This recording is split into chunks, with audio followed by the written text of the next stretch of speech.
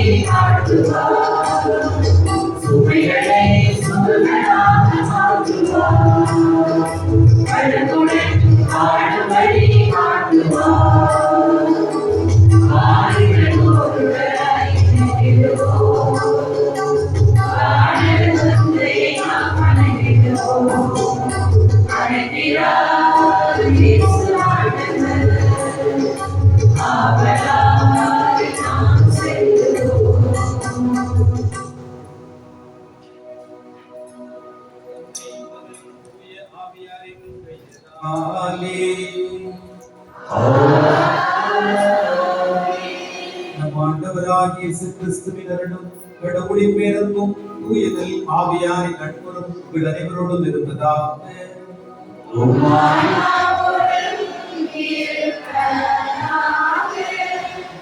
ஆண்டவர் இயேசுவில் அன்பு நிறைந்த சகோதர சகோதரிகளே, கல்வி குறிச்சி கோடியர் முதல் பதவி புனித அந்தோனியா திருத்தலம் உங்களை பெருமகிழ்வோடு வரவேற்கின்றது. அன்புக்குரியவர்களே, நவகாலத்தில் பயணம் செய்து கொண்டிருக்கின்றோம். நம்முடைய ஜெபங்கள் எந்த அளவில் ஆண்டவரை தொட்டுவிட தூரத்தில் இருக்கிறது என்பதை நாம் சிந்தித்து பார்க்க வேண்டும். இன்றைய முதல் வாசகத்தில் எசையா இறைவாக்கினர் எருசலேம் ஆலயத்தில் இந்த மக்களை பார்த்து இவ்வாறு குறிப்பிடுகின்றார்: நீங்கள் பலி செலுத்த வாருகிறீர்கள், ஆனால் பலி செலுத்த வருகின்ற பொழுது உங்களுடைய ஜெபம் கடவுளுடைய உள்ளத்தை தொட வேண்டும் என்று குறிப்பிடுகின்றார். பல நேரத்திலே தூய்மையற்ற நிலையில், பாவம் செய்த நிலையில், வறியவர்களையும் எளியவர்களையும் துரத்தும் நிலையில் பல நேரத்திலே நம்முடைய வாழ்க்கை இருந்து வருகிறது. உண்மையான வழி என்பது என்ன? நாம் ஒவ்வொருவரும் தூய்மையான பரிசுத்தமான உள்ளத்தோடு நாம் இறைவனுக்கு ஏற்ற முறையில் பணி கொடுக்க வேண்டும் என்பதுதான். என் அன்புக்குரியவர்களே, தவக்காலம், மனமாற்றத்தின் காலம், சோதோம் கோபுர மக்கள் கூட பணி செலுத்தினார்கள். ஆனால் அவர்கள் பணி செலுத்திய போது அவர்களுடைய ஜெபம் ஆண்டுடைய உள்ளத்தை தொடரவில்லை. காரணம், அர்த்தமற்ற வழிபாடுகளை அவர்கள் கொண்டாடினார்கள். ஒவ்வொரு முறையும் நாம் பணி செலுத்த வருகின்ற பொழுது, இயேசுவோடு இணைந்து இந்த திருப்பணி நிறைவேற்றுகின்ற பொழுது அர்த்தமுள்ள வழியாக மாற நம்மையே நாம் தயாரிக்க வேண்டும். சிறப்பாக ஏழைகளுக்கும் எளியவர்களுக்கும் கொடுக்கும் விதத்திலும், அதே நேரத்திலே பிறரை மன்னிக்கக்கூடிய நிறைவான ஆசீர்வாதத்தை பெற்றுக் கொள்ளவும் இத்திருப்பலியிலே மன்றாடுவோம்.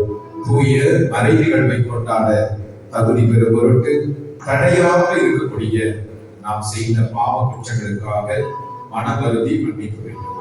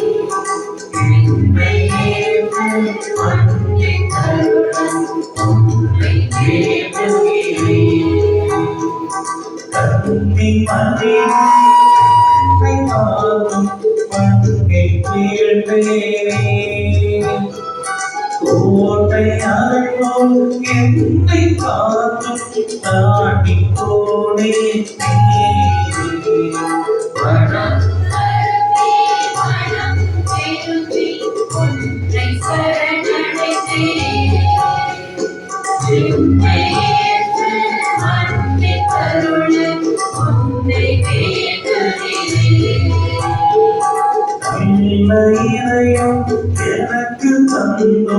வலிமை கொண்டேனே அன்பிக்கின்ற மனதை தந்தும் விரும்பி பாழ்ந்தேனே மனம் வருந்தி மனம் திருந்தி உன்னை சரணடைந்தேன்.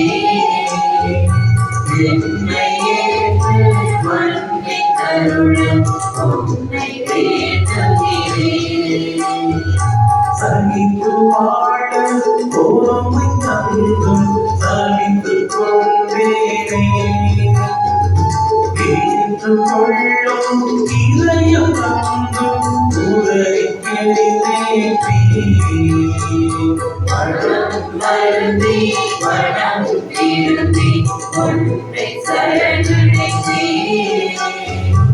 என்னை ஏற்று மன்னித்தருளும் உன்னை வேண்டுகிறேன். மனம் வருந்தி மனம் திருந்தி உன்னை சரணடைந்தேன்.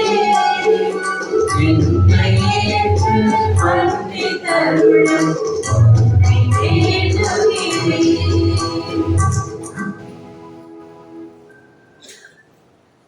மன்றாடுவோமா. எல்லாம் வல்ல இறைவா, புனித அந்தோணியாரை தலை சிறந்த போதுதராக எங்களுடைய தேவைகளில் பரிந்து பேசுவராக உமங்களாகி எங்களிடத்தில் கொடையாய் வழங்கினீரே. அவருடைய உதவியினால் நாங்கள் கிறிஸ்தவ வாழ்வின் நெறிகளை கடைபிடிக்கும் எங்களுடைய வாழ்வின் இன்னல்களில் எல்லாம் உடைய பேருதவியை கண்டுவிடவும் செய்தருள்வீராக.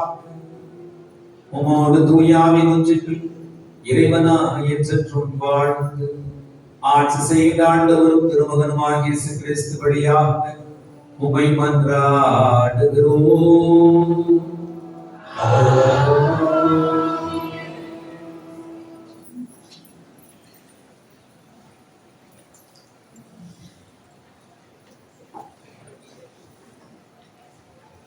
முதல் வாசகம். நன்மை செய்ய கற்றுக்கொள்ளுங்கள், நீதியை நாடி தேடுங்கள். இறைவாக்கினர் எசையா நூலிலிருந்து வாசகம். அதிகாரம் 1, இறை வார்த்தைகள் 10 மற்றும் 16 முதல் 20 முடிய. எருசலேமே, உன்னை ஆளுகிறவர்களும் உன் மக்களும் சோதம் கொமோராவை போன்றவர்களாய் இருக்கின்றனர். நம் ஆண்டவரின் அறிவுரையை கேளுங்கள், அவர் தம் கட்டளைக்கு செவி சாயுங்கள். உங்களை கழுவி தூய்மைப்படுத்துங்கள், உங்கள் தீச்செயலை என் திருமுன்னில் இருந்து அகற்றுங்கள். தீமை செயலை விட்டொழியுங்கள், நன்மை செய்ய கற்றுக்கொள்ளுங்கள். நீதியை நாடி தேடுங்கள், ஒடுக்கப்பட்டோருக்கு உதவி செய்யுங்கள். திக்கற்றோருக்கு நீதி வழங்குங்கள், கைப்பெண்ணுக்காக வழக்காடுங்கள். வாருங்கள், இப்பொழுது நாம் வழக்காடுவோம் என்கிறார் ஆண்டவர். உங்கள் பாவங்கள் கடும் சிவப்பாய் இருக்கின்றன, எனினும் உறைந்த பனி போல அவை வெண்மையாகும். இரத்த நிறமாய் அவை சிவந்திருக்கின்றன, எனினும் பஞ்சை போல் அவை வெண்மையாகும். மனமுவந்து நீங்கள் எனக்கு இணங்கி நடந்தால் நாட்டின் நற்கனிகளை உண்பீர்கள். மாறாக இணங்க மறுத்து எனக்கு எதிராக கிளர்த்தெழுந்தால் சின்னமாய் வாளுக்கு இரையாவீர்கள். ஏனெனில் ஆண்டவர் தாமே இதை கூறினார். ஆண்டவர் வழங்கும் அருள்வாக்கு.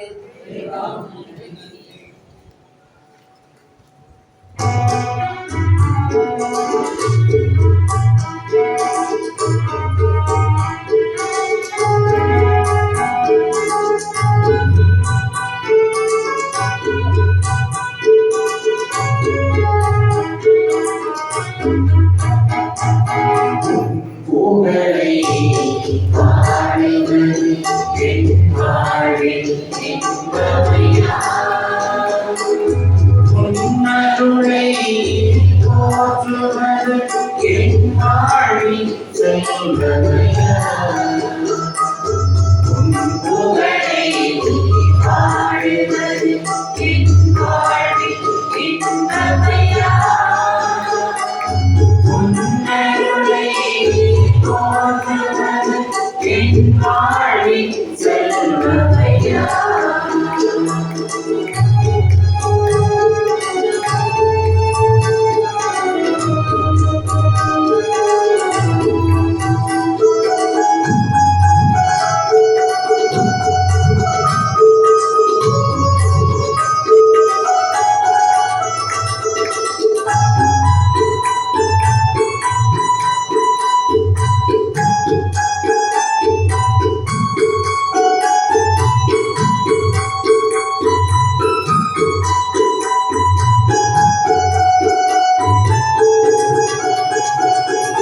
துன்பத்திலும் இன்பத்திலும் தன்னை தந்தைய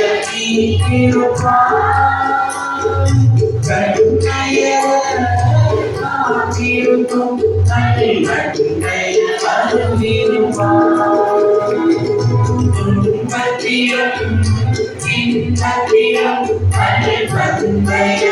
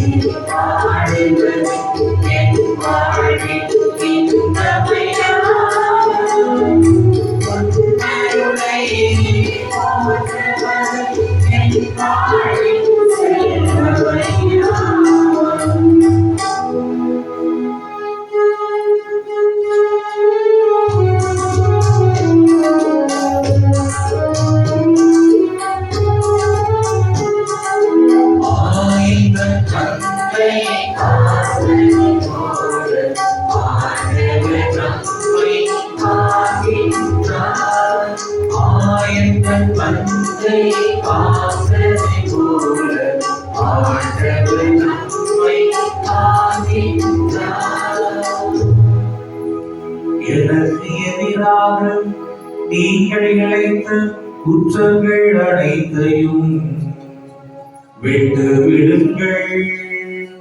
புதிய இதயத்தையும் புதிய மனதையும் பெற்றுக்கொள்கள் என்கிறார் தலைவராகிய ஆண்டவர்.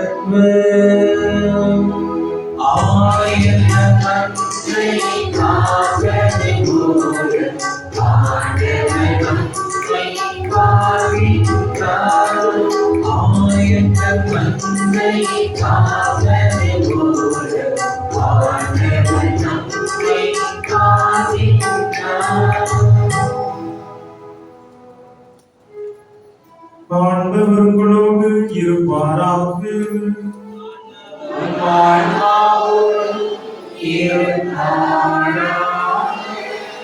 மத்தேயு எழுதிய தூய நற்செய்தியிலிருந்து வாசகம். ஆண்டவரே ஆட்சி உமக்கு. மத்தேயு நற்செய்தி பிரிவு 23 வார்த்தைகள் 1 தொடங்கி 12 முடிய. அக்காலத்தில் இயேசு மக்கள் கூட்டத்தையும் தம் சீடரையும் பார்த்து கூறியது, மறைநூல் அறிஞரும் பரிசேயரும் மோசே அதிகாரத்தை கொண்டிருக்கின்றனர்.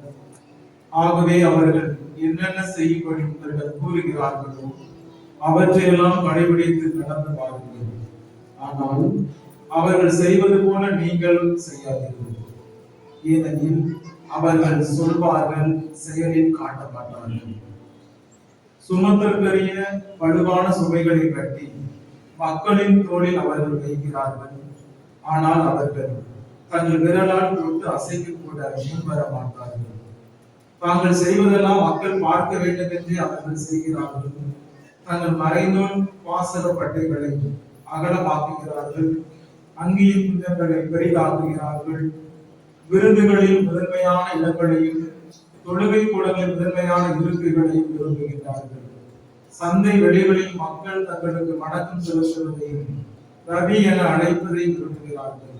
ஆனால் நீங்கள் ரவி என அழைக்க வேண்டாம், ஏனெனில் உங்களுக்கு போதகர் ஒருவரே. நீங்கள் யாவரும் சகோதரர் சகோதரிகள்.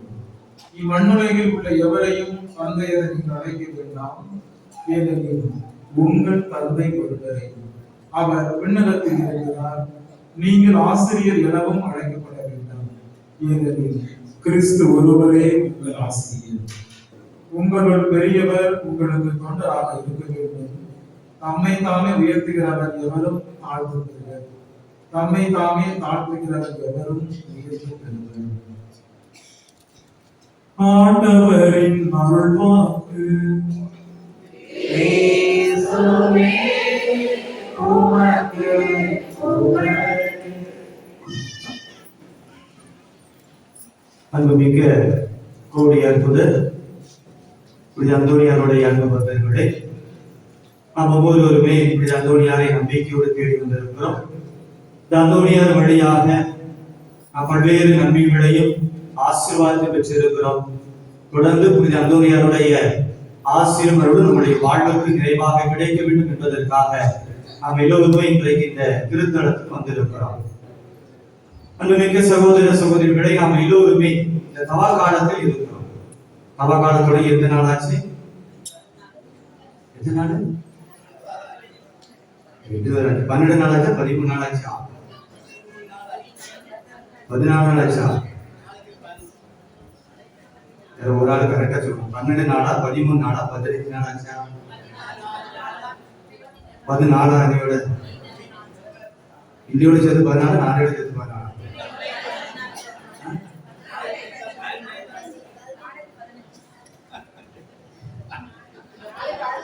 எங்களை சொல்லணும், எல்லாரும் சாமி பூசை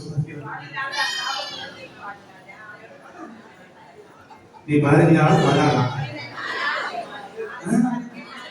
14 நாளா? அது எந்த ஒரு மாற்றம் இல்லை. 15 நாள் சொல்லணும், கைக்கும் பார்ப்போம். ஓரமா கைச்சு இன்றைக்கு நாம் தவ காலத்தை தொடங்கி 14 நாள் ஆச்சு. அது எந்த ஒரு மாற்றமும் இல்லை. நம்முடைய நெற்றியிலே சாம்பல் பூசி நாம் ஒவ்வொருவருமே இந்த தவ காலத்தை தொடங்கி இருக்கிறோம். இந்த தவ காலம் என்பது நம்முடைய உள்ளத்திலும் வாழ்க்கையிலும் ஒரு மாற்றத்தை ஏற்படுத்துவதற்கான ஒரு காலம்.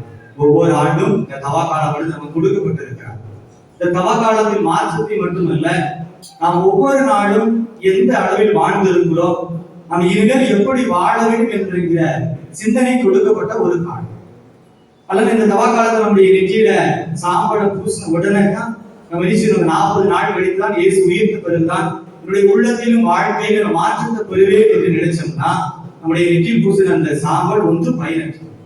நம்முடைய நெற்றியில் ஏன் சாம்பல் பூசிட்டாங்க? அதை கேட்போங்க. ஏன் சாம்பல் பூசிட்டாங்க?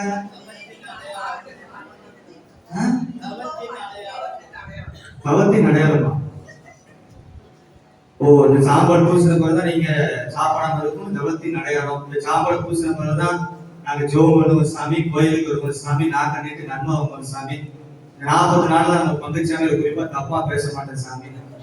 அப்படிதான் 40 நாள்ல நான் பகுதிக்காக அவ்வளோ நல்ல அன்போடு இருப்போம். 10 நாள சண்டை போடுவோம் சாமி. எப்போது எங்களுக்கு நெத்தியில் சாம்பார் பூசுகிறதோ அப்போது நாங்கள் எல்லோரும் ஆடி வருவோம். அன்பிய மக்களே, நாம் பழைய ஏற்பாட்டை பார்த்தோம் என்றால் இனிமே என்கிற ஒரு நகர் இருந்தார். அந்த நகரில் எல்லாரும் பாவம் செய்யணும். நம்மளை விட அதிக பாவம் செஞ்சான்னு அதிக விபச்சாரத்தில் ஈடுபட்டான். கடவுள் அந்த மக்களை சிறந்த முறையில் வழிநடத்தினார். அவனுக்கு எதையெல்லாம் கேட்டாலும் அதையெல்லாம் கொடுத்தான். ஆனா அவன் என்ன செய்யல, தன்னை வழிநடத்திய கடவுளை மறந்து மற்ற கடவுளை வழிபட ஆரம்பித்தான். யாருக்கு பிடிக்கல? கடவுளுக்கு பிடிக்கல. உடனே அவர் அந்த மக்களை இறைவாக்கில் கூட நீக்கி அந்த மக்கள்கிட்ட போய் சொல்றாரு, அவன் எனக்கு எதிராக அதிகமான பாவங்கள் செய்கிறான், வேற்று தெய்வங்களை வழிபடுகிறான், விபச்சாரத்தில் ஈடுபடுகிறான். எனவே நான் நேசி போறேன், அவனை நான் அழிக்க போகிறேன்னு சொல்லுகிறான். உடனே இறைவாக்கில் போய் அந்த மக்கள்கிட்ட போய் சொல்லுகிறான். சொன்ன விட அவன் செஞ்சான், கடவுள் சொன்னதை கொண்டு நம்ம என்ன செஞ்சிருவாரு, நம்மளை அழித்து விடுவார். அனைவருடைய இனிமே நம்ம பாவம் செய்யக்கூடாது அப்படின்னு முடிவு எடுத்தான். முடிவு எடுத்த பிறகு நான் பாவம் செய்ய மாட்டேன், இனிமே நான் மனம் மாறிட்டேன் அப்படின்னு கடவுளுக்கு எப்படி காட்ட ஆசைப்பட்டானா, தன்னுடைய உடம்பு முழுவதும் சாம்பல் பூசி சாக்குடை உடுத்தி உட்கார்ந்து. அப்ப பழைய ஏற்பாடு ஒருத்த மனம் மாறிட்டோம்னா அந்த செயலை கடவுளுக்கு காட்ட வேண்டும் என்றால் தன்னுடைய உடல் முழுவதும் சாம்பலை பூசி சாக்குடை உடுத்தி உட்கார்ந்து இருப்பான். இதை பார்க்கிற கடவுள் நினைப்பாரு, இவன் மாற்றம் பெற்றுட்டான், இவன் பாவம் செய்யல, திரும்பிட்டான் அப்படின்னு தெரிஞ்ச பிறகு கடவுள் அவனை கண்டிக்க மாட்டான். இதே செயல்தான் அங்க இருக்கிற மக்களும் செய்தார்கள். அங்க இருக்கிற அரசன் முதல் சின்ன குழந்தை பெரிய ஆளுக எல்லோருமே தன்னுடைய உடம்பில் சாம்பலை பூசி சாக்குடை உடுத்தி இருந்தான். அப்ப இதை பார்க்கிற கடவுள் என்ன, அந்த மக்களை கண்டிப்பதற்கு பதிலாக இவர்கள் மனமாறி விட்டார்கள், எனவே இவர்கள் மீது அளவுக்கு அதிகமாக இரக்கத்தை ஆசீர்வாதம் கொடுக்க வேண்டும் என்று இறைவன் நினைத்தார். அதே போன்று கொடுத்தார். அதன் அடிப்படையில் இன்றைக்கு ஒவ்வொரு வருடமும் நம்முடைய நெத்தியில சாம்பல் பூசல். நம்ம உடல் முழுக்க பூச முடியாது, அந்த அளவுக்கு சாம்பல் கிடையாது.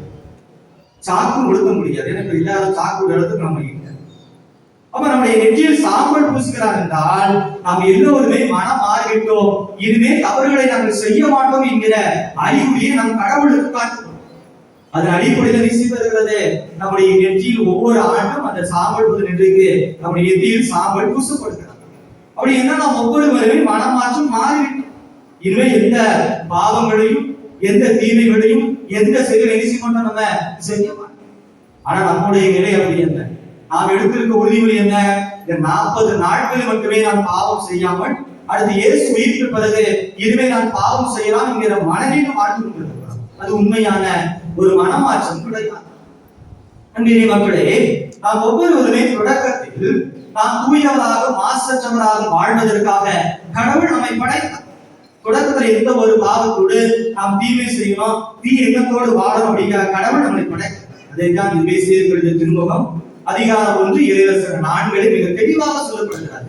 நாம் ஒவ்வொருவருமே தூயவராகவும் மாசற்றவராக விளங்கும்படியாக கடவுள் நாம் ஒவ்வொருவருமே படைத்திருக்கிறார். அப்படித்தான் நாம் படைக்கப்பட்டோம். ஆனா நாம் வளரும் போது, கொஞ்சம் விவரங்கள் தெரியும் போது, கொஞ்சம் ஆண்டுகள் செல்லும் போது நம்முடைய வாழ்வில் பாவம் நுழைகிறது. நாம் அதிகமான தீமைகள் செய்கிறோம், பொய் பேசுகிறோம், அடுத்தவன் மீது பொறாமை விடுகிறோம், அடுத்தவனுடைய வாழ்க்கையை நாம் அழித்து விடுகிறோம். அவர் தொடக்கத்தில் நாம் பாவம் இல்லாம எந்த தவறுகளும் படைக்கப்பட்டனா கொஞ்சம் நாம் ஆண்டுகள் கழித்து விவரம் தெரியும் போது வளரும் போது அதிகமான பாவத்தில் ஈடுபட்டு அந்த பாவத்திற்கு அடிமையாகி வாழ்கிறோம்.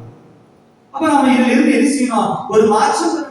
நீங்க நல்லா பாருங்க, நம்ம தொடக்கத்துல ஒரு ஜவுளி கடைக்கு போய் ஒரு ட்ரெஸ் அதை வாங்கி போடுவோம். பிறந்த நாளுக்கோ இல்ல கிறிஸ்துமஸுக்கோ இல்ல புத்தாண்டுக்கோ இல்ல கோயிலுடைய திருவிழாக்கோ ஒரு ட்ரெஸ் வாங்கி போடுவோம். அது போடும்போது 2 நாட்கள் ஒரு நாட்கள் போடும்போது அந்த ட்ரெஸ் எது செய்யும், அந்த ஆடை அழுக்கானவன் என்ன செய்வான், அழுக்காய் அப்படின்னு என்ன செய்ய மாட்டான், தூக்கி தூர எரியுமா, அதை என்ன செய்வான், மீண்டும் அது எவ்வளவு ரூபாய் குறைஞ்ச ரேட்டா இருந்தாலும் சரி கூடுன ரேட்டா இருந்தாலும் சரி மீண்டும் விஷயமா அந்த சேலையை அந்த சட்டையை நம்ம வாங்குற வேண்டாம் விஷயமா சோப்பு போட்டு தேய்ச்சி அதை நீட்டா படிச்சு விஷயமா மீண்டும் அதை பயன்படுத்துறதுக்கு விஷயம் நம்ம தேய்ச்சி அப்படி பீரோடு தூக்கி வைப்போம். இல்ல அது அழுக்காயிட்டு கரையா இருக்கு, இனிமே இது வேண்டாம் அப்படின்னு விஷயம் நம்ம தூக்கி எரியும். அதே போல இன்றைக்கு நம்முடைய வாழ்க்கையும் ஒரு பாவத்தோடு இருக்கும் போது, தீமையோடு இருக்கும் போது, அந்த பாவத்திற்கு அடிமையாய் வாழ்ந்து கொண்டு இருக்கும் போது, இந்த வாழ்வு பாவமா இருக்கிறது மீண்டும் வர வேண்டும் என்கிற எண்ணம் நமக்கு இருக்கா? நம்முடைய வாழ்வை நாம் புதுப்பித்துக் கொள்ளணும். மீண்டும் இந்த பாவத்திலிருந்து நாம் தூக்கி எறியப்பட்டு மீண்டும் கடவுளோடு இணைந்து ஒரு புனித நிறைந்த வாழ்வு வாழ வேண்டும் என்கிற என்ன செய்யாது நமக்கு குறைந்து கொண்டுதான் இருக்கிறார். ஆனா அதே புதுசா ஒரு விலை கொடுத்து வாங்கின ட்ரெஸ் நிச்சயம் மட்டும் ஒரு கரையாயிருச்சுன்னா இல்ல அழுக்காயிருச்சுன்னா நிச்சயம் மட்டும் அதை தூக்கி எறிய மாட்டோம். அதை துவச்சி தேய்ச்சி பத்திரமா வச்சு அடுத்து மீண்டும் பயன்படுத்துவது. அப்ப மீண்டும் நாம் கடவுளோடு இணைந்து வாழ்வதற்கு நாம் செய்த பாவங்கள் குற்றங்களை நினைத்து பார்த்து மனம் மாறி கடவுளுக்கு உகந்த வாழ்வு வாழ வேண்டும் என்பதற்காகத்தான் இந்த நாளும் இந்த தவக்காலமும் நமக்கு கொடுக்கப்பட்டிருக்கிறார். சத்ரு என்கிற ஒரு மனிதரை ஆண்டவர் இயேசு கிறிஸ்து நீ கீழே இறங்கி வான்னு சொன்னார். அவன் கீழே இறங்கி வந்து இயேசுவை பார்த்து முதல் வார்த்தை சொன்ன வார்த்தை என்ன? நான் பாவியா இருக்கிறேன், நான் அடுத்தவனிடந்து எடுத்த பணத்தை பாதியை நான் ஏழைகள் கொடுத்து விடுவேன்னு சொன்னான். அவன் பாவியா இருக்கிற இயேசுக்கு தெரியும். அவன் இருக்க எல்லாருக்கும் காசை சுரண்டி தன்னுடைய கையில் வைத்திருக்கிறார் என்பது இயேசுக்கு தெரியும். கீழே இறங்கி வந்தான். அவன் கீழே இறங்கி வந்து நான் பாவியா இருக்கிறேன், என்னிடம் இருப்பதை நான் மற்றவர் கொடுத்துவேன்னு சொன்னார். அதுக்கு இயேசு என்ன சொன்னார்? உனக்கு மீட்புன்னு சொல்லல. இந்த வார்த்தை சொன்ன பிறகு உனக்கு மீட்பு கிடைக்கிற வார்த்தை இயேசு பயன்படுத்திருக்கிறான். ஆனா இயேசு சொன்னது உன் வீட்டுக்கு மீட்பு கிடைக்குன்னு சொன்னார். எப்போ? அவன் எப்போது தான் செய்த தவறுகளை உணர்ந்தானோ, எப்போது அவனுடைய உள்ளத்தின் வாழ்க்கையில் மாற்றம் ஏற்பட்டதோ, அப்ப இயேசு சொன்ன வார்த்தை உன் வீட்டுக்கு மீட்பு கிடைக்கிறார். அவனுக்கு மட்டும் கிடையாது, அவன் ஒருவருடைய மாற்றத்தினால் அவன் வீட்டில் இருக்கிற கணவன் மனைவி பிள்ளைகள் உற்சாக உறவினர்கள் எல்லோருக்கும் மீட்பு கிடைத்திருக்கிற வார்த்தை ஆண்டவர் இயேசு கிறிஸ்து பயன்படுத்தினார். அப்படின்னா இன்றைக்கு நம்முடைய குடும்பத்தில் இருக்கிற ஒரு ஆணுடைய மாற்றம் அந்த குடும்பத்திற்கே மீட்பு கிடைக்கும். ஆனா நிச்சயமாட்டோம் அந்த மாற்றத்திற்கான வழியை நம்ம நிச்சயமாட்டோம் என்றைக்குமே யோசிப்பதே கிடையாது. பவுல் ஆண்டவரே இருக்கக்கூடாதுன்னு நினைச்சான், கிறிஸ்துவே இருக்கக்கூடாதுன்னு நினைச்சான்.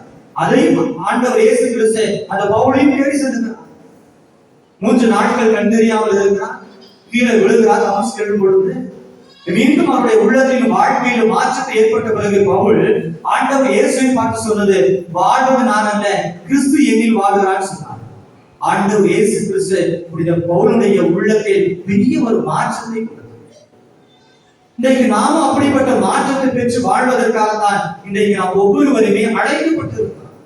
கிறிஸ்து எனக்குள் வாழ்கிறார், எனவே நாம் மாற்றம் பெற்றுவிட்டு ஆண்டவர் என்னை வழிநடத்துவார் என்ற நம்பிக்கையோடு வாழ்வதற்காக இன்றைக்கு நாம் ஒவ்வொருவருமே அழைக்கப்பட்டிருக்கிறோம்.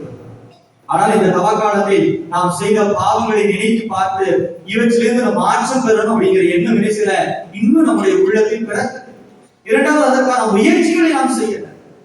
தீமை செஞ்சிருப்போம், பாவத்தோடு வாழ்ந்திருப்போம், பொய் பேசியிருப்போம், அடுக்குமில் பொறாமை கொண்டிருப்போம், அல்லது நம்முடைய சகோதர சபைகளை எரிச்சிருப்போம். ஒரு பணத்துக்காக பதவிக்காக ஆடம்பர வாழ்வுக்காக சண்டை போட்டு பல வருடங்கள் பேசாமல் இருந்திருப்போம். நாம் எல்லோரும் நல்ல ஒரு உறவு கொண்டு நம்முடைய சகோதர சகோதரிகளை மன்னித்து ஏற்றுக்கொண்டு இந்த தவா காலத்தில் நல்ல ஒரு மனிதராக அல்லது நல்ல ஒரு கிறிஸ்துவராக வாழ வேண்டும் என்ன செய்த நம்முடைய உள்ளத்தில் இன்னும் வருது. இயேசு பிறந்த பிறகுதான் நம்முடைய உள்ளத்தில் ஒரு மாற்றம் கிடைக்கும் நினைக்கிறோம். கட்டாயம் இல்லை. இந்த காலகட்டம் நாம் ஒவ்வொருவருமே நம்மை மாற்றிக்கொள்வதற்கான ஒரு காலம். இன்னைக்கு நாம் எல்லோரும் சொன்ன சாமி நாங்க அப்படிலாம் பெரிய ஒரு பாவம் செய்யற சாமி, என்ன பாவம் செஞ்சிட்டோம் அப்படின்னு நினைப்போம்.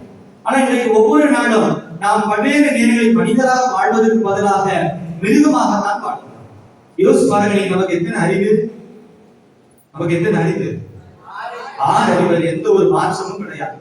மற்ற புலிக்கு, சிறுத்தைக்கு, சிங்கத்துக்கு எத்தனை அறிவு இருக்கும்? 5 அறிவு இருக்கும். ஏன் அதுக்கு நமக்கு ஏன் 6 அறிவு கடவுள் கொடுத்தாரு? அது கடவுள்கிட்ட தான் கேட்கணும்னு சொல்லக்கூடாது. எது கொடுத்தாரு? எது கொடுத்தாரு? உண்பது, உறங்குவது, பொருள் பேசுவதற்கா? எது கொடுத்தாரு? நீ சொன்னது படி நல்லது கெட்டது நமக்கு தெரியும். நல்லது வலி, வேதனை, துன்பம், கஷ்டம், ரத்தம்னா என்ன, வேதனை என்ன, துன்பங்களா என்ன, எது நல்லது எது கெட்டது தெரியும். அதுக்குதான் 6வது அறிவு கொடுக்கப்பட்டிருக்காங்க. இதே நாங்க காட்டுல இருக்க புலி, சிறுத்தைகளாம் தெரியும். நீங்க நம்ம பசி எடுத்தா சோறு வாங்கி சாப்பிடுவோம். இதே காட்டுல இருக்க புலி பசி எடுத்த நிச்சயம் நம்மகிட்ட போய் அங்க போய் சிக்கன் 65 பிரியாணி வாங்கிட்டாங்கன்னு கேட்கா. அது பசி எடுத்த நிச்சயம் ஒரு விலங்கு மற்றொரு விலங்கு அடித்துதான் சாப்பிடும். சிங்கமா இருக்கலாம், புலியா இருக்கலாம். அதுக்கு பசி எடுத்த நிச்சயம் இன்னொரு விலங்கு அடிச்சு சாப்பிடும். அது சாப்பிடும் போது அதுக்கு தோணாது, நம்ம ஒரு விலங்கு அடிச்சுட்டோமே, அது செத்து போயிடுச்ச, அதுக்கு ரத்தம் வடித, அதுக்கு வேதனையா இருக்க, துன்பமா இருக்கு, அது தெரியாது. ஏன்னா எனக்கு அப்புறம் எது அஞ்சலி தான். நீங்க சொல்றது படி எது தப்பு எது ரைட்டு அதுக்கு தெரியாது. பாவம் பார்க்க தெரியாது, புண்ணிய பார்க்க தெரியாது. அதுக்கு அஞ்சலி தான். கடவுள் அதுக்கு அதுக்கேற்ற மாதிரி கொடுத்துருக்கான். நமக்கு ஆதரவு கொடுத்திருக்கிறான். எது பாவம் எது புண்ணியம் எது ரத்தம் எது வேதனை எது துன்பம் என்பதே நமக்கு எல்லாம் தெரியும். ஆனா நீங்க பாருங்க, நாம் காட்டில் இருக்கிற மிருகத்தை விட மோசமான நிலைன்னா நாம் வீட்டில் வாழ்றோம். யோசிச்சு பாருங்க, நீங்க ஒரு பேப்பர் எடுத்து பாருங்களேன். நீங்களும் பேப்பர் எடுத்து நீங்க வீட்டுல வேணா போய் பாருங்க. அது ஒரு 8 பக்கம் இருக்கலாம். அந்த முதல் பக்கத்துல இருந்து 8ஆம் பக்கத்துக்குள்ள ஒரு 5 கொலையாச்சும் இருக்குமா இருக்காதா? இருக்கும். இதை யார் செஞ்சது? காட்டுல இருக்கு சிங்கம் கிடையாது, காட்டுல இருக்க புலி கிடையாது. செஞ்சது யாரு? நாம தான்.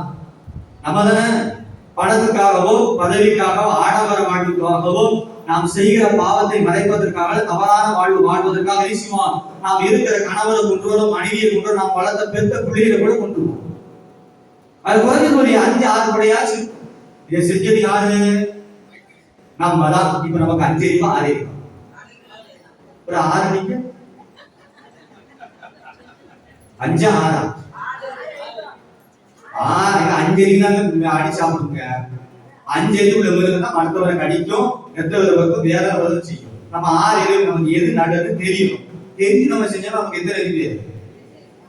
வீட்டுல போய் வீட்டுக்கார கட்டிக்காரு அது சொல்லுவாரு, உனக்கு 5 அறிவு, உனக்கு 3 அறிவு கூட கிடையாது. உனக்கு கிட்ட பாரு, என் தப்பு பாரு, எனக்கு 2 அறிவு உனக்கு 3 அறிவு பாரு. அன்பே மக்களே, இன்றைக்கு இந்த மிருகத்தோட அந்த மனநிலை நமக்கு வந்துட்டு. இந்த 2026 நம்ம வாழணும், 2000 வாழ்ந்த வாழ்வுக்கும் 2026 வாழ்ந்திருக்கும் வாழ்க்கை இந்த சூழ்நிலைக்கும் இந்த ஆண்டுக்கும் வித்தியாசமாக இருக்கு. அவன் எல்லோரும் மனிதராக நாம் காற்றில் இருக்கிற மிருகங்களை போல வாழ்ந்தோம். 2வது பாருங்கள், நீங்க எல்லாரும் உட்கார்ந்து நாடகம் பார்ப்பீங்க. முந்தைய ஒரு காலத்துல நாடகம் எப்படி இருந்தது? நான் சின்ன வயசுல இருக்கும்போது பார்த்துட்டேன். இந்த ஒளியும் அப்படி அந்த காலத்துக்கு அப்ப நாடகம் பார்க்கும்போது அது தகப்பன் தாயி மாமனார் பாட்டி குழந்தைகள் எல்லாம் குடும்பத்தோடு இருப்பாங்க. அந்த நாடகத்தை பார்ப்பதற்கு மகிழ்ச்சியா இருக்கும். ஆனா இப்போ நாடகத்தை பார்த்து அங்க ஒரு நாடகத்துல இருக்கும், அந்த நாடகத்தை ஒருத்தர் இருக்கும், அவனுக்கு 2 ஒட்டாட்டி இருக்கும், இல்லைன்னா 2 லவரா இருக்கும், இல்ல ஒரு ஒட்டாட்டி வெளியே வருவா, ஒரு ஒட்டாட்டி வீட்டுக்குள்ள இருப்பான்.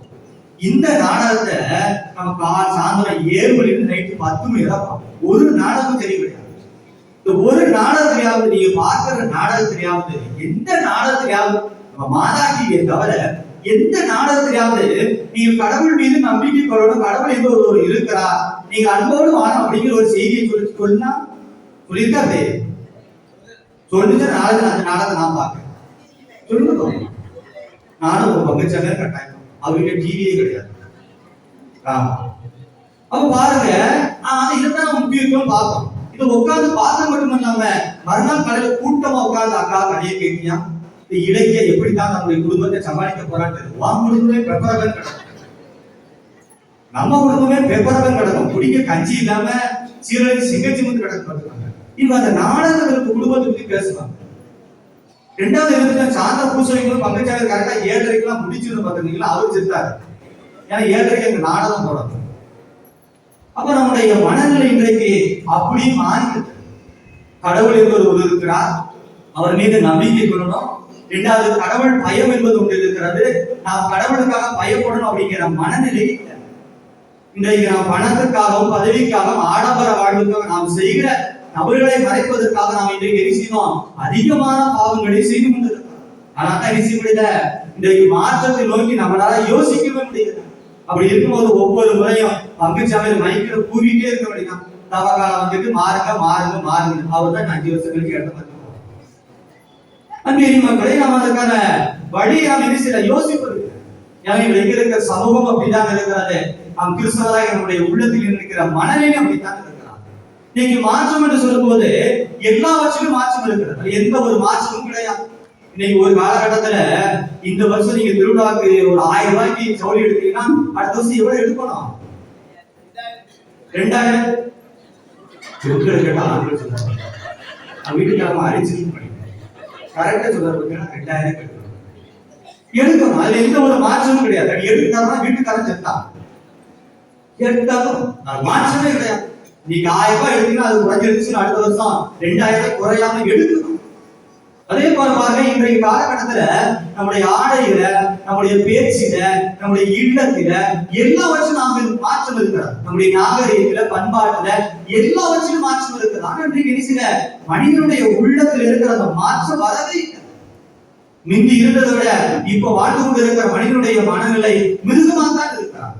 6 அறிவு இருந்தாலும் நம்ம நிச்சயம் 4 அறிவு, 3 அறிவு, 5 அறிவு கொண்ட மிருகம் போலதான் இருக்கிறோம். யோசிச்சு பாருங்க, அதுல மாற்றமே இல்லை.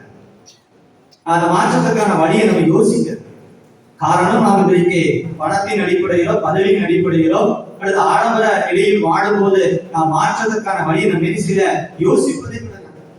அதான் அன்பின் மக்களுடைய ஆண்டவர் இயேசு கிறிஸ்து ஒவ்வொரு மனிதனின் பாவியாக எல்லோரும் தேடி சென்று அவருடைய உள்ளத்திலும் வாழ்க்கையிலும் பெரிய ஒரு மாற்றத்தை கொடுத்தார். இந்த தவா காலம் என்பது நாம் ஒரு மாற்றத்திற்கான காலம். நாம் இன்றைக்கு புனித அந்தோனியாரை தேடி கொண்டிருக்கிறோம். அந்தோனியார் பல்வேறு மனிதனுடைய உள்ளத்தில் இருக்கிற பெரிய ஒரு மாற்றத்தை கொடுத்திருக்கிறான். ஒரு செல்வம் நிறைந்த ஒரு மனிதன் இருக்கிறான், அவனுக்கு அழகான ஒரு மனைவி இருக்கிறான், இவருக்கு அவனுக்கு ஒரு குழந்தை பிறக்கிறான். அந்த குழந்தை பிறந்த பிறகு இந்த அரசனுக்கு என்ன சந்தேகம்னா, இந்த குழந்தை எனக்கு தான் பிறந்திருக்கும். ஏன்னா அவருடைய மனைவி பார்ப்பதற்கு அழகாக இருக்கிறார். ஒவ்வொரு முறையும் அந்த மனைவி மீது சந்தேகப்பட்டு ஒவ்வொரு நாளும் சண்டை போட்டே இருக்கார். அந்தோனியார் அந்த ஊருக்கு போகிறார். அப்ப எல்லாம் அங்க இருக்கிற மக்களுக்கு இந்த இறைவனுடைய நற்செய்தியை போதித்துக் கொண்டிருக்கும் போது அந்த இளைஞனை கூப்பிட்டு, வா, பிள்ளையை கூப்பிட்டு வாங்க. அந்த குழந்தையும் ஒரு சின்ன குழந்தையா இருக்கு, பிறந்த 6 மாசம் இல்லை 7 மாசம் இருக்கலாம். அப்ப அந்த குழந்தைய கையில கொடுத்துங்க, வா, போய் வாங்கிட்டு அந்த குழந்தையை பார்த்து கேட்கா, உடைய தகப்பன் யார்? அந்த குழந்தை வாயை திறந்து, இதுதான், இவர்தான் என்னுடைய தகப்பன் சொல்லுகிறான். சந்தேகத்தோட இருந்தான், இந்த குழந்தை எனக்கு தான் பிறந்துதான். அப்ப அதே குழந்தை வாயை திறந்து, அந்தனுடைய கரங்கள் இருக்கும்போது வாயை திறந்து, இவர்தான் என்னுடைய தகப்பன் சொல்லும் போது அவன் தன்னுடைய மனைவி மீது வைத்திருந்த அந்த சந்தேகத்தை தூக்கி எறிந்தான். அப்ப அவன் தான் செய்த தவறுகளை உணர்ந்தான். அந்தோனியார் சொன்னார், இனிமே இப்படிப்பட்ட தவறுகளை செய்ய. ஏன்னா அந்த பிறந்த குழந்தை 6 மாசம் 7 மாசம் எந்த குழந்தை வாயை திறந்து பேசணும், அந்த குழந்தை பேசுச்சு. அதை கண்டு அவன் அரண்டு போனான். அவன் நான் பெரிய ஒரு பாவம் செய்தேன், என்னுடைய மனைவிக்கு எதிராக, என்னுடைய குழந்தைகளுக்கு எதிராக பெரிய ஒரு பாவம் செய்தேன். என் மனைவி மீது சந்தேகப்பட்டேன், அவரை வேதனைப்படுத்தினேன், கஷ்டப்படுத்தினேன். இதை மன்னிச்சு நம்ம காலில் விழுந்து ஆசீர்வாதம் போய் அவனுடைய வாழ்க்கையில பெரிய ஒரு மாற்றம் ஏற்பட்டார். நல்ல ஒரு மனிதனாக வாழ்ந்தான். மக்களை நானும் இன்றைக்கு இந்த அந்தோனியாரை தேடி வந்திருக்கிறோம் என்றால், இந்த அந்தோனியார் வழியாக நன்மைகள் மட்டுமல்ல, அவர் நம்முடைய வாழ்வில் புதுமைகள் செய்து நாமும் மாற்றப்பட வேண்டும் என்பதற்காக இன்றைக்கு ஒவ்வொருவருமே நாம் இன்றைக்கு இந்த ஆலயத்துக்கு வந்திருக்கிறோம். ஆண்டவர் இயேசு எப்படி பாவிகளை தேடி அவருடைய உள்ளத்திலும் வாழ்க்கையில் மாற்றத்தை கொடுத்தது போன்று நாமும் இந்த திருப்பலியில் கொடுக்கிற கிறிஸ்துவனுடைய திருவுடல் வழியாக ஆண்டவர் நமக்குள் வந்து நம்முடைய உள்ளத்திலும் வாழ்க்கையிலும் நல்ல ஒரு மாற்றத்தை தருவார் என்ற நம்பிக்கையோடு தொடர்ந்து இத்திருப்பலியை மன்றாடுவோம்.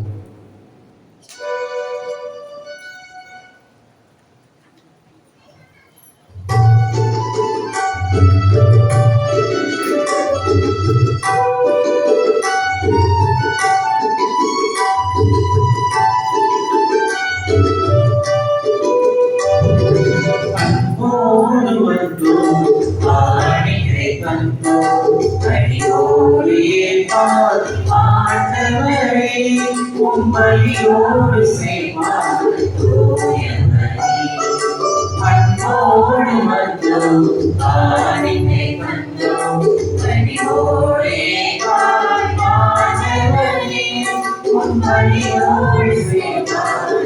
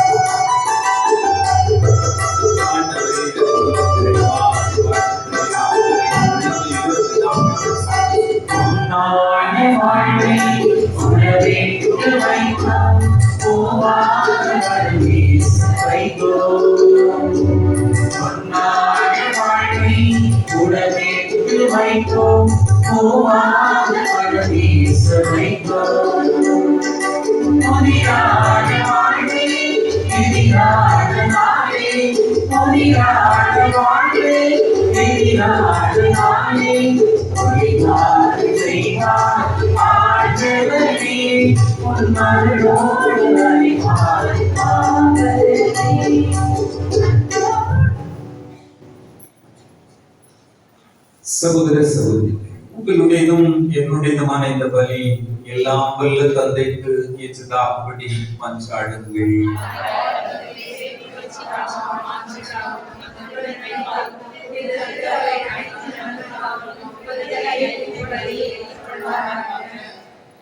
மாட்சிமை நிறைந்த ஆண்டவரே, தூய மறைநிகழ்வை கொண்டாடும் நாங்கள் உம்மை வேண்டுகிறோம். உமது ஆட்சியை பரப்பிடப்படுத அந்தோணியார்கள் இடைவிராது ஒளிவித்தது போல தூயாவியாரின் நம்பிக்கை மொழியால் எம்மையும் நிரப்புகிறார். எங்கள் ஆண்டவராகிய கிறிஸ்து வழியாக உம்மை மன்றாடுகிறோம். ஆண்டவர் உங்களோடு இருப்பாராக.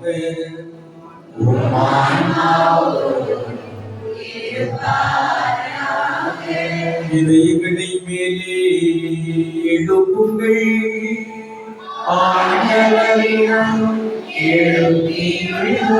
நம் இறைவனாகிய ஆண்டவருக்கு நன்றி கூறுவோம்.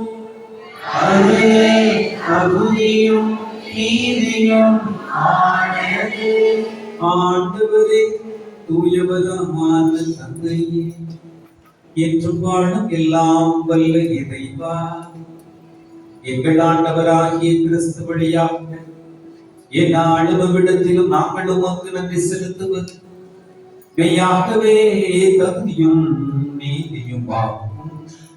எங்கள் கடமையும் எங்களுக்கு உரிய செயலுமாம்.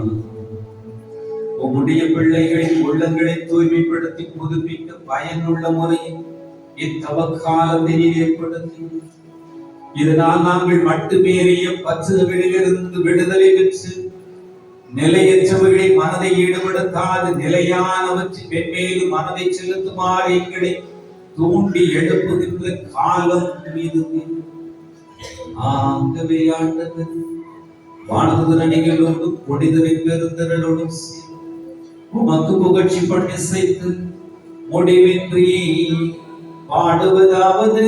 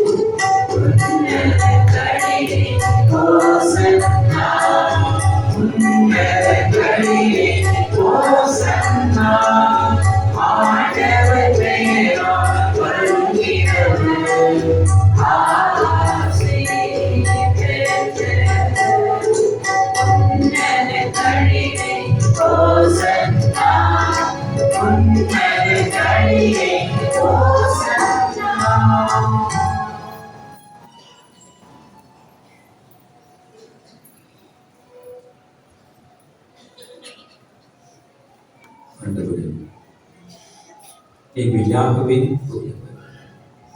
தூய்மை அனைத்து. ஆகவே உங்களுடைய ஆவியை பொழிந்து காணிக்கைகளை தூய்மைப்படுத்த வேண்டும் என உண்மை வந்தார். இவ்வாறு எங்கள் ஆண்டவர் இயேசு கிறிஸ்துவின் உடலும் இரத்தமுமாக எங்களுக்கு வாழ்கிறார். அவர் பாடுபட உள்ளம் நின்று நம்மை கையடித்த போது அப்பத்தை எடுத்து நன்றி செலுத்தி தம் சீடர்களுக்கு அளித்து அவர் கூறியதாவது, அனைவரும் இதை வாங்கி உண்ணுங்கள், ஏனெனில் இது உங்களுக்காக கையடிக்கப்படும் என் உடல்.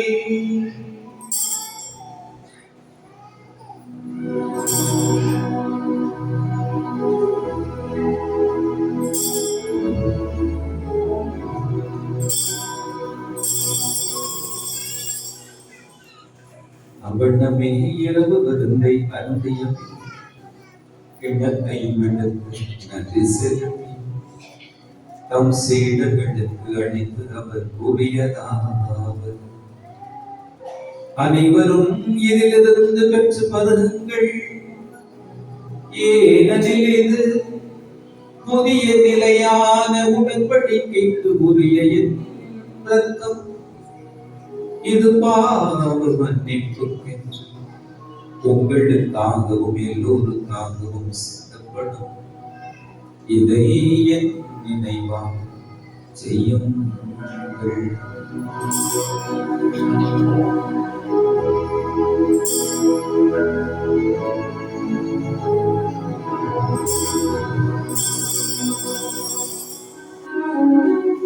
நம்பிக்கையின் மறைபொருள். ஆண்டவரே, நீர் வருமளவும் உமது இறப்பினை அறிக்கையிடுகின்றோம். உமது உயிர்ப்பினையும் எடுத்துரைக்கின்றோம். நாங்கள் கிறிஸ்துவின் இறப்பை உயிர்ப்பில் நினைவுகொண்டு வாழ்ந்து தருகின்ற அப்பத்தையும் மீட்பு தருமை கிண்ணத்தை என் திருமணம் என்று ஊழியம் புரிய தகுந்தவர்கள் எனவே நிறைவேற்றிக் கொண்டீர். எனவே நாங்கள் உமக்கு நன்றி செலுத்துகிறோம். மேலும் கிறிஸ்துவின் உடலிலும் இரத்தத்திலும் பங்கு கொள்ளும் எங்களை தூய ஆவியார் ஒத்து சேர்க்க வேண்டும் என ஆழ்மையுடன் மன்றாடுகிறோம். ஆண்டவரே, உலகமெல்லாம் பரவி இருக்கும் ஒரு திருச்சபையை நினைவு கூர்ந்தாலும் எங்கள் திருத்தந்தை லியோ, எங்கள் ஆயர்கள், குருக்கள், துறவிகள், பொதுநிலையினர் ஆகிய அனைவரையும் பரிசுத்தமான நண்பர்கள் திருப்பலியினை கலந்து கொண்டு தங்களுக்காக தங்களது குடும்பத்திற்காக ஜெபிக்கக்கூடிய பிள்ளைகளை நீர் இரக்கத்தோடு விட்டுள்ளார். ஆண்டவரே, நொறுங்கிய உள்ளத்தை நீ ஒருபோதும் புறக்கணிப்பதில்லை. சுமைகளோடு, பாரங்களோடு, பலவீனத்தோடு, கண்ணீரோடு, வேதனையோடு உன் திருமண்ணால் தங்களையே அர்ப்பணித்து ஜெபிக்கக்கூடிய பிள்ளைகள். ஆண்டவரே, பல நாட்களாக, பல வாரங்களாக, பல வருடங்களாக அவருடைய வாழ்க்கையிலே அற்புதம் நடக்காத, அதிசயம் நிகழாதா என்ற நம்பிக்கையோடு இதோ உண்மை எதிர்பார்த்திருக்கக்கூடிய மக்கள் மீது நீ நிறைவான ஆசிரியை கொடுத்தீர்கள். மலைகளை நோக்கி கண்களை உயர்த்தினேன், உதவி எனக்கு ஆண்டவரிடமிருந்து வரும் என்று சொன்ன தாவீது மகனை போல ஆண்டவர் இந்த பலிபீடத்தை நோக்கி ஜெபிக்கக்கூடிய பிள்ளைகளை ஆசீர்வதித்தார். இஸ்ராயேலை ஆசீர்வதிப்பதே எனது முதன்மையான பணி என்று சொன்னேன். இதுவுமே தேடி வந்த மக்கள் மீது பரிவு கொள் ஆசீர்வதித்தார்கள். தூய்மையான உள்ளத்தோடு ஜெபிக்கக்கூடிய பிள்ளைகளுக்கு ஆண்டவரே உடனடியான ஆசீர்வாதத்தை கொடுத்தார்.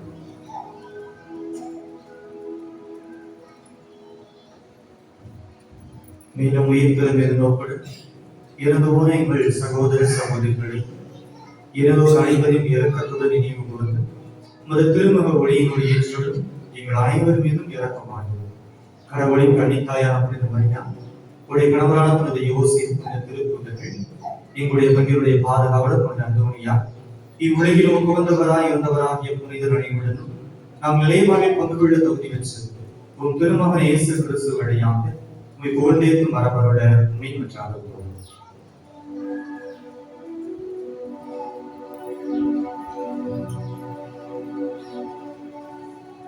இவர் வழியாக இவரோடு இவரும் எல்லாம் வல்ல இறைவனாகிய தந்தையே, தூய ஆவியாரின் ஒன்றிப்பில் எல்லா புகழும் மாட்சியும் என்றென்றும் உமக்கு உரியதே.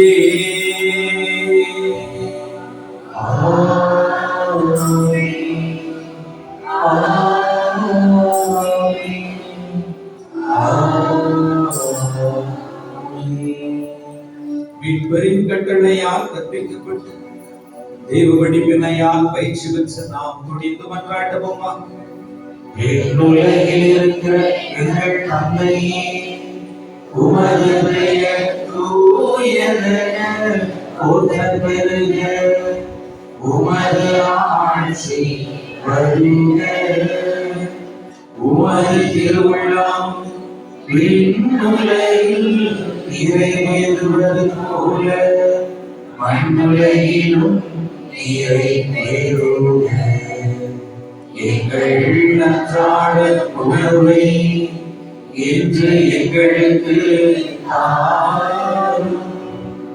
எங்களுக்கு எதிராக குற்றம் செய்வோரை நாங்கள் கண்டிப்பதை போல எங்கள் குற்றங்களை மன்னியும். எங்களை சோதனைக்கு உட்படுத்தாதேயும். தீமையிலிருந்து எங்களை விடுவித்தருளும்.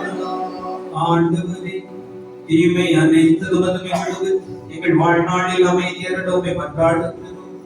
உமது இரக்கத்தின் உதவியால் நாங்கள் பாவத்திலிருந்து எப்போதும் விடுதலை பெற்று யாதொரு கலக்கமும் பெற்று நலமாயிருப்போமா. நாங்கள் எது நோக்கி இருக்கும் பேரின்பத்துக்காக எங்கள் மீட்பராம் இயேசு கிறிஸ்துவின் வருகைக்காகவும் மகிழ்வோடு காத்திருக்கின்றோம். ஆட்சியும் வல்லமையும் ஆட்சியும் என்றென்றும் உமதே. ஆண்டவராகிய இயேசு கிறிஸ்துவின் அமைதியை உங்களுக்கு விட்டு செல்லுகிறேன். என் அமைதியையே உங்களுக்கு அளிக்கிறேன் என்று திருத்தூதர்களுக்கு நீ மொழிந்தேன். எங்களுடைய பாவங்களை நீ பாராமல் உமது திரு அவை நம்பிக்கையை கண்டோம். உன் திருக்குளத்துக்கு ஏற்பதற்கு அமைதி மற்றுமையும் அளித்தருள்வீராக. என்றென்று வாழ்ந்து ஆட்சி செய்கின்றவர் நீரே. ஆண்டவருடைய அமைதி உங்களோடு என்றும் இருப்பதாக. ஆன்மாவோடு இருப்பதாக.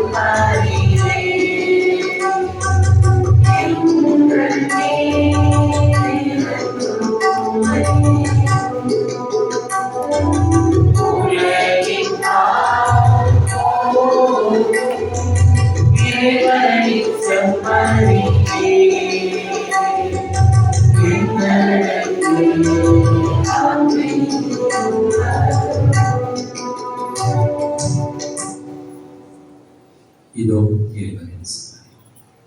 இதோ உலகின் பாவங்களை போக்கும் ஆண்டவர். செபரி விருந்துக்கு அழைக்கப்பட்டிருக்கிற நாம் பேறு பெற்றோர்.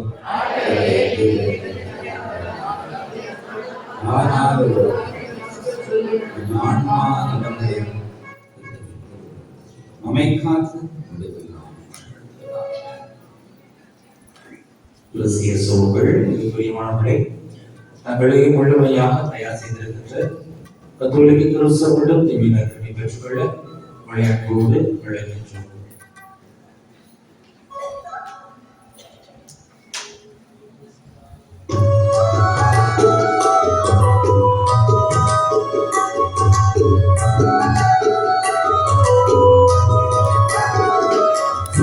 பேரும் எங்களுள்ள இயேசுவே வாரும்.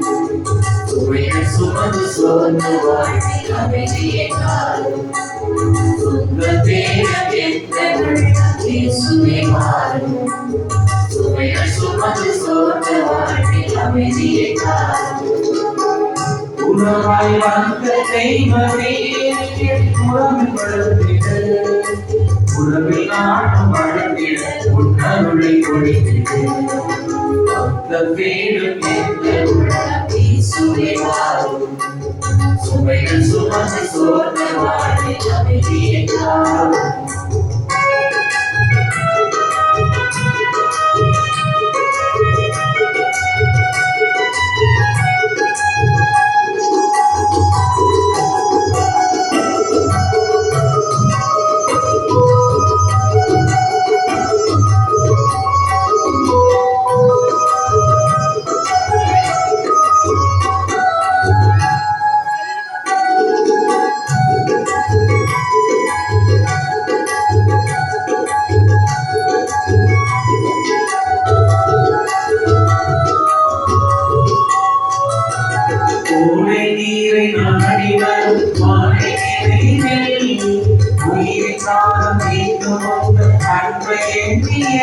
நான் ஏங்கினேன் இதயத்திலே. ஓடை நீரை ஆடி வரும் ஆடி நிலையில் உயிர் காக்கும் கேட்கும் உங்கள் அன்பை எண்ணியே நான் ஏங்கினேன் இதயத்திலே. இனிமை சேர்த்திடவோ இயேசுவே உன் பாதம் தொடர்ந்திடவே ஆற்றலை அளித்திடவா. துணையிட நீ வருகை கைத்தமிழை உயிரும் போதும் நடக்கும் போதும் கடக்கவில்லை. துணையிட நீ வருகை கைத்தமிழை உயிரும் போதும் நடக்கும் போதும் கடக்கவில்லை. சொந்த வீடு இயேசுவையாரும் சுமைய சுமந்து சோர்ந்த வாழ்க்கை அமைதியாகும்.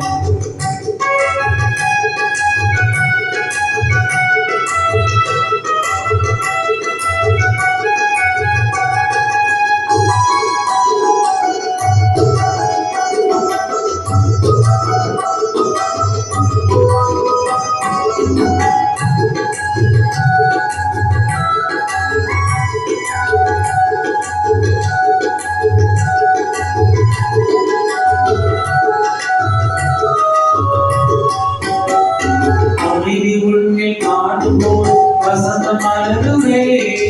அன்பில் இணைந்து வாழும்போது நிறைவு நெஞ்சிலே நான் தேறினேன் உன் மனதில் மகிழ்ந்தேன். அமைதி உன்னில் காணும்போது வசந்தம் மலருவே. அன்பில் இணைந்து வாழும்போது நிறைவு நெஞ்சிலே நான் தேறினேன் உன் மனதில் மகிழ்ந்தேன். வந்தும் இயேசுவே உன் பாதம் சாய்ந்திடவே ஆற்றலை அளித்திடவா. துணையிட நீ வருகை கைத்தமிழை உயிரும் போதும் நடக்கும் போதும் கடக்கவில்லை. துணையிட நீ வருகை கைத்தமிழை உயிரும் போதும் நடக்கும் போதும் கடக்கவில்லை. பேரும் எத்தன் உள்ளம் இயேசுவே வாரும் சுமைகள் சுமந்து சொர்க்க வாழ்க்கை அமைதியாகும். நமக்கு சகோதர சகோதரி இந்த ஆசீர்வாதமான நாளிலே நம்மோடு இணைந்து செலுத்தக்கூடிய நம் தந்தைகளை நாம் நன்றியோடு நினைவுகிறோம். முதலாவதாக இன்று மறைவுரை நிகழ்த்தியவர் அவர்கள் அலெக்சாண்டர் அடுத்தவர் காணாமலே வந்து தந்தையாக சிறப்பாக பணியாற்றி கொண்டிருக்கிறார்கள். மாற்றம் என்பது நிச்சயமாக நம்முடைய வாழ்வில் கவர்கலந்து மட்டுமல்ல, எப்பொழுதுமே நம்முடைய வாழ்வில் இருக்க வேண்டிய ஒரு முக்கியமான ஒரு காரணம். நாம் தீமையிலிருந்து நாம் விடுதலை பெற வேண்டும். தீமையிலிருந்து நாம் விடுதலை பெறுகிற பொழுதுதான் நாம் மனித நிலையிலிருந்து மனித நிலைக்கு மாறும். ஒருவருக்கொருவர் தீமை செய்கிற நிலையை நாம் நிலைத்திருக்கிற பொழுது நாம் தொடர்ந்து மிருக நிலையிலே மிருகங்களுடைய அறிவோடு தான் நாம் தொடர்ந்து வாழ்ந்து கொண்டிருக்கிறோம் என்பதை மிகவும் சிறப்பாக மிகவும் அழகாக இன்றைக்கு இருப்பதை அவர்கள் நமக்கு வந்து எடுத்துக்கிறார். அடுத்ததை அவர்களுக்கு மனமான நன்றிகளை நாம் அன்பு சொல்கிற நம்மோடு இணைந்து சொல்லிக்கூடிய இருந்தது இல்லையோ அடுத்ததை ஆரோக்கியா சரி அவர் நமக்கு மனமான நன்றிகளையும் வாழ்த்துக்களையும் இன்று நமக்கு அசனம் தருகிறவர்கள் அசனத்தை ஒவ்வொரு வாரமும் பரிமாறக்கூடிய நம்முடைய அன்பு சகோதரர்கள் அவர்களுக்கு ஒரு அணியாக இணைந்து ஒவ்வொரு ஆங்கில மாதத்தினுடைய முதல் ஞாயிற்றுக்கிழமையில் அவர்கள் இந்த உதவியை நாங்கள் அனுபவியாக பேரிலே நாங்கள் செய்கிறோம் என்று அவர்கள் என்ன செய்திருக்கிறார்கள். அவர்கள் ஒரு புதிய முயற்சியை கடந்த மாதமும் இந்த மாதமும் ஆரம்பிக்கும் சிறப்பாக செய்து கொண்டிருக்கிறார்கள். அந்த முயற்சியை நான் உண்மையிலே அன்போடு நான் பாராட்டுகிறேன். தொடர்ந்து இதே போல புதிய முயற்சிகள், அதாவது அணி அணியாக நாம் ஆசிரியராக சேர்ந்து செய்கிறோம், இல்லை நாம் பிசினஸ் பண்றவங்கள நாம் சேர்ந்து ஒரு வாரம் செய்யறோம் அப்படிங்கிற செய்ய முன் வந்தால் ரொம்ப முயற்சிக்குரிய காரியம். அதனால இதே போல அந்தோனியாருக்கு அசன உணவுகளை நாம் கொடுக்கிற பொழுது அந்தோனியார் பேருக்கு நான் நல்ல காரியங்களை செய்கிற பொழுது நம்முடைய குடும்பங்கள் நிச்சயமாக இறைவனுடைய கரையில் ஆசிரியர். அன்பு சகோதர சகோதரிகளே, நம்முடைய திருத்தத்துக்கு நடைபெறக்கூடிய அந்தோனியாருடைய பெயரினால் நடைபெறக்கூடிய இந்த அன்பு விடுதியானது பேர் நடைபெற்றுக் கொண்டிருக்கிறது. இதற்கான நன்கொடைகள் உங்களிடமிருந்து பொருட்களாகவோ பணமாகவோ வரவேற்கப்படுகிறது. தொடர்ந்து நீங்க உதவி செய்து வருகிறீர்கள். இந்த பலமான ஆசீர்வாதமான காரியம் இன்னும் அதிகமான மக்களை, வெளியில் இருக்கக்கூடிய மக்களை இங்கு வந்து தங்கி நலம் பெறுவதற்கு, தங்கி ஆசீர்வாதங்களை பெற்று வருவதற்கு அந்த இடம் வந்து நிறைய பேரை திறந்து நமக்கு வந்து கொண்டு வந்து சேரும். அதனால் அதற்கான காரியங்கள் உதவி செய்ய உங்களை நான் அன்போடு அழைக்கிறேன். அன்புக்கு இந்த தவக்காலத்திலே நான் ஏற்கனவே சொல்லியிருக்கிறேன், உங்களால இயன்ற உதவிகளை அரசனுக்கு உதவி செய்ய நான் அன்போடு கேட்டுக்கொள்கிறேன். ஏன்னா நம்ம தவக்காலத்துக்கு நம்ம என்ன செய்யணும்னா ஜெபம் செய்கிறோம், தானம் செய்கிறோம், தர்மம் செய்கிறோம். ஏதாவது ஒரு 5 கிலோ அரிசியும் 10 கிலோ அரிசியும் 25 கிலோ அரிசியும் ஒரு அம்மா வந்து சொன்னாங்க, இது சாமியான்னு சொல்லணும், அவங்களாம் கொண்டாந்து வந்து கொடுப்பாங்க அப்படின்னு. அவங்களாம் அவங்க யாரும் என்ன செய்ய மாட்டாங்க, கொண்டாந்து கொடுக்கறது இல்லை. 5000 ரூபாய் கொடுத்தாங்க, யார் கொண்டாந்து கொடுத்தீங்க? ஒரு 5 கிலோ அரிசி, ஒரு 10 கிலோ அரிசி கொடுக்குறது. அப்ப என்ன சொல்றேன் அப்படின்னா, செய்யறவங்க அவங்க தான் செய்வாங்க, யார் செய்வாங்களோ அவங்க தான் என்ன செய்வாங்க, ஆசை.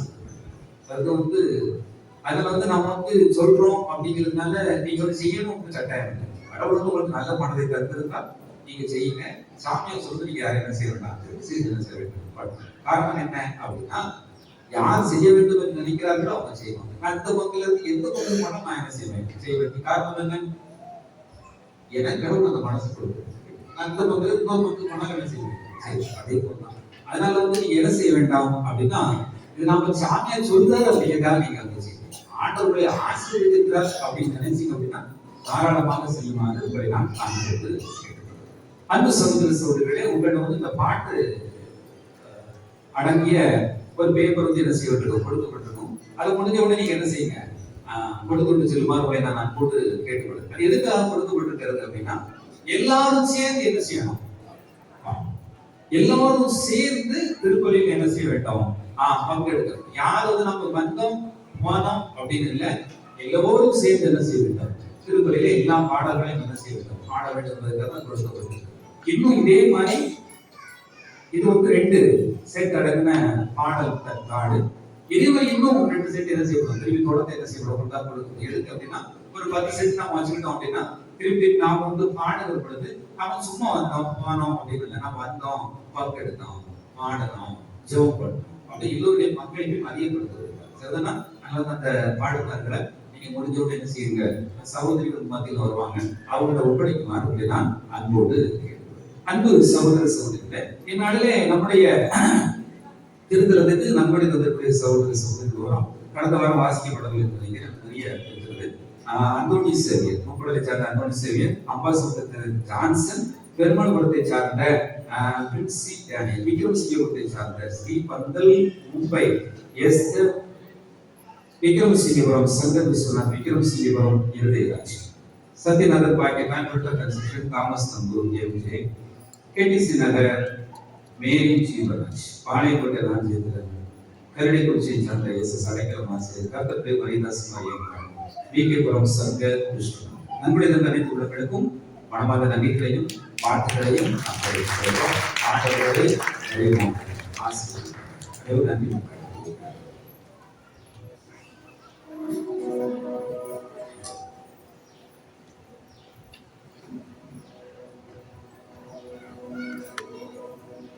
நன்றி கூறி மன்றாடுவோமா. ஆண்டவரே, உயிருள்ளமாகிய கிறிஸ்துவினால் உத்தமடைந்தவர்களே, ஆசீராய கிறிஸ்துவினாலே முழுமையாய் பெற்று தருவீராக. இதனால் தூய அந்தோணியாருடைய நினைவு நாளில் அவருடைய உண்மை அறிந்ததை அன்பிலே செயல்படுத்துவோமா. எங்கள் ஆண்டவராகிய கிறிஸ்து வழியாக உண்மை மன்றாடுகிறோம். நோயாளர்களுக்காக மன்றாடுவோம். ஆண்டவரே, உம்முடைய படைப்புகள் யாவும் உம்மை புகழுக. தூயவர்கள் உம்மை வாழ்த்துவார்களாக.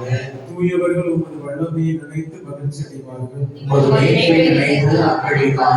தூயவர்களின் உள்ளத்து விருப்பம் நிறைவு பெற செய்தீர்.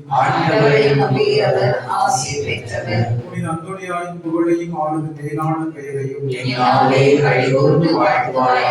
புனித அந்தோணியாரின் ஒரு இரக்கமுள்ள உதவியை தந்தருளும்.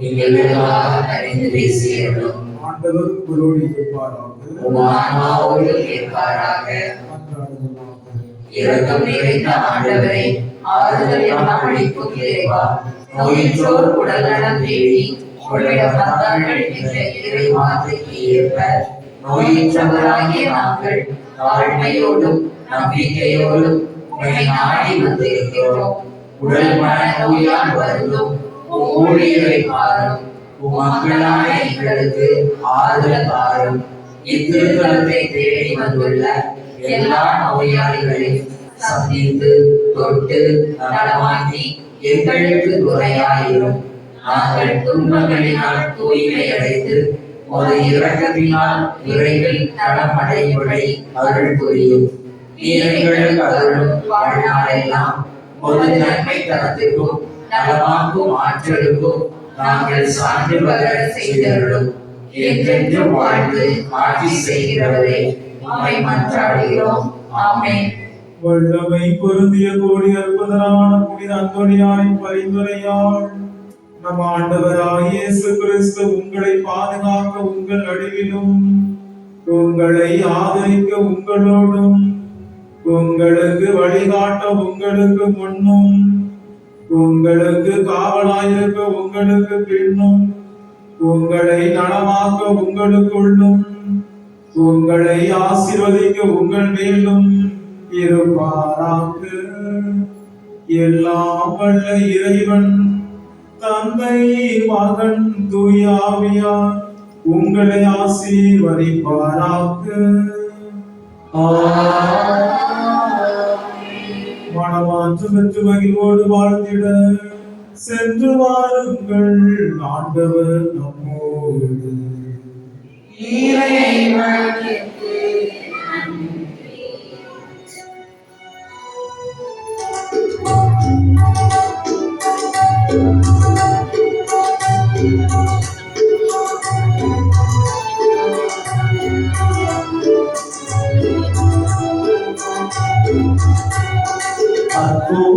அற்புதத்தினை ஓடி நம் அந்தோணி தாயினம் பாருங்களே.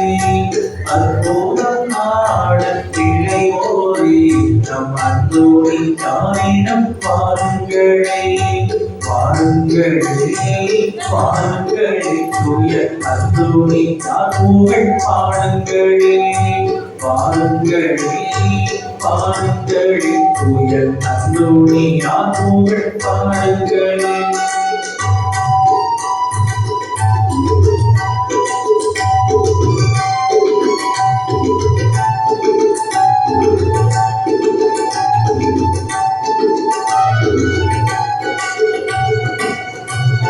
காணாமல் போன பொருட்கள் மீண்டும் திரும்பியே வந்தடையும்.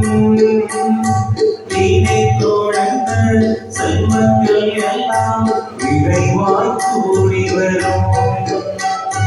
காணாமல் போன பொருட்கள் மீண்டும் திரும்பியே வந்தடையும். நீனை தொடர்ந்த செல்வங்கள் எல்லாம் விரைவாய் கூடி வரும். பாருங்களே பாருங்களே தூய அந்தோணி தாயினம் பாருங்களே. பாருங்களே பாருங்களே தூய அந்தோணி தாழ்வுகள் பாடுங்களே.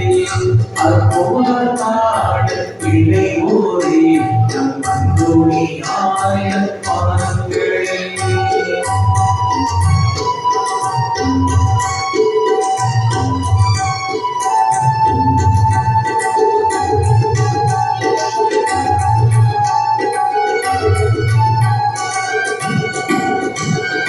செய்யும் பயணம் சுகமாயாவிது சுகமாயிரும்.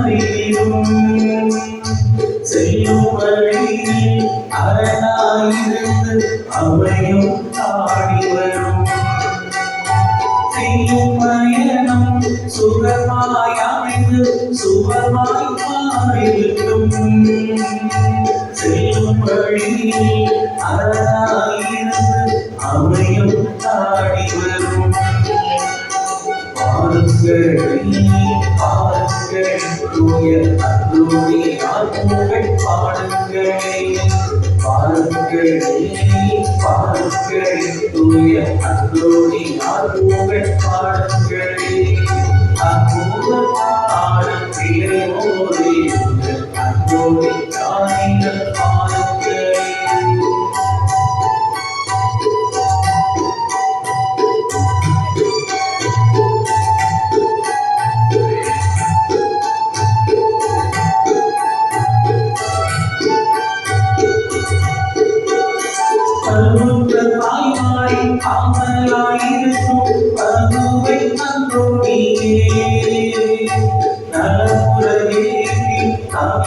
எல்லாம் தயவாய் அருள் புரிவார்.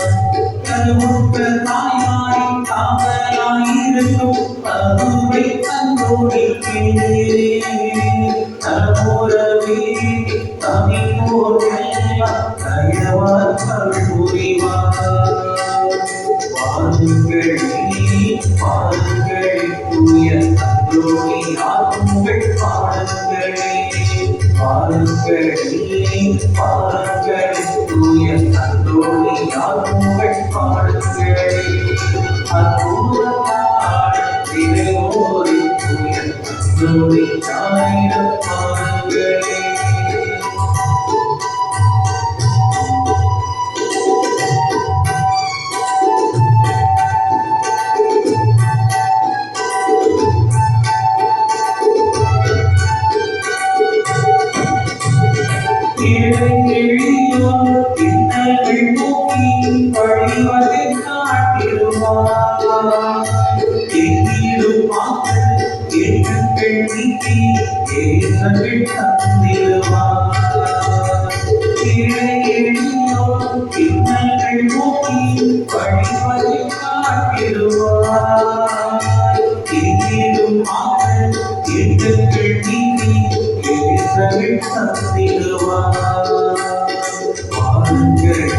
பாருங்கள் தூய அந்தோணியார் உங்கள் பாடங்களே பாருங்கள் பாருங்கள் தூய அந்தோணியார் உங்கள் பாடங்களே அற்புத பாடத்திலே ஒரு அந்தோணியாரிடம் பாருங்கள் அற்புத பாடத்திலே ஒரு அந்தோணியாரிடம் பாருங்கள்.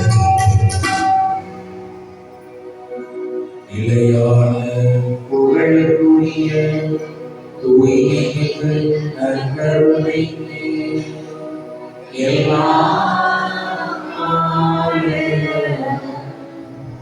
தொழுகையும் புகழும் போற்றியும் ஆட்சிமையும் உண்டாக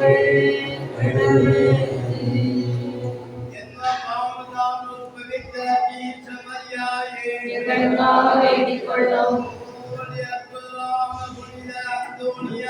எங்களுக்காக வேண்டிக் கொள்ளும். எங்களுக்காக வேண்டிக் கொள்ளும். ஆமென். இயேசுவே புகழ். இயேசுவே நன்றி. அதியே வாழ்க.